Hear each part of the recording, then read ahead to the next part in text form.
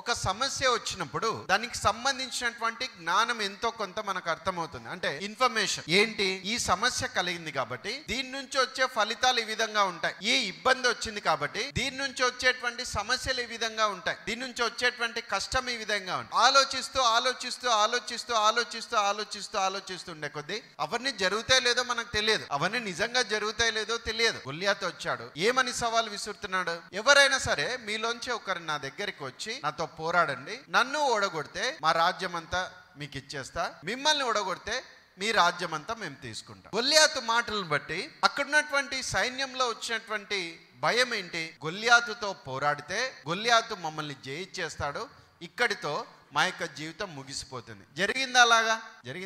జరగలేదు. అదేంటి, వాళ్ళ యొక్క ఆలోచన. ఎర్ర సముద్రం ఎదురొచ్చింది ఇశ్రాయేల్ ప్రజలకు. ఏమని వాళ్ళు బాధపడ్డారు, ఏమని వాళ్ళు దుఃఖపడ్డారు, మోషే పైన సనిగారు. మాకు అక్కడే ఐగుప్తులోనే బాగుంది కదా, మళ్ళీ ఎర్ర సముద్రం దగ్గరికి తెచ్చి మమ్మల్ని నీళ్లలో ముంచేయాలనుకున్నావా అనుకున్నారు వాళ్ళు. నిజంగా ఎర్ర సముద్రంలో వాళ్ళు మునిగిపోయారా? మునిగిపోలేదు. కానీ ఏం చేశాడు అక్కడంటే మోషే ప్రార్థన చేశాడు. హల్లెలూయా. దావీదు అక్కడ ఏం చేశాడు, ప్రార్థన పూర్వకంగా యుద్ధరంగంలోకి ప్రవేశించాడు. మోషే ప్రార్థన చేయగా దేవుడు ఏమని చెప్పాడంటే నీ కర్రను చాపు అని చెప్పి, కర్రను చాపిన వెంటనే ఆ సముద్రము 2 పాయలుగా మారింది, ప్రజలు దాటి వెళ్ళారు. అంటే అంతకుముందు ఏం జరిగింది, కలవరం. అంతకుముందు ఏం జరిగింది, భయము. అంతకుముందు ఏం జరిగింది, ఏమవుతుందో తెలియనటువంటి గందరగోళం, అయోమయ పరిస్థితి. కానీ ప్రార్థన చేసిన వెంటనే ఏం జరిగింది, పరిష్కారాన్ని దేవుడు చూపించాడు. హల్లెలూయా.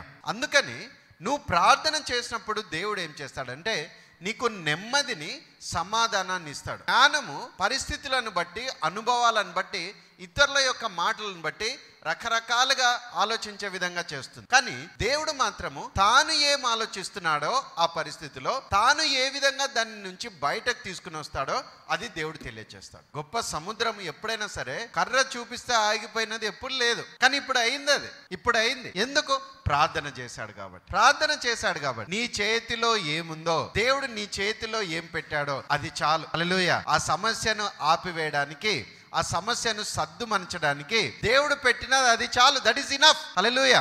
నువ్వు ప్రార్థన చేస్తే ఆ సమాధానాన్ని దేవుడు నీకు ఇస్తాడు.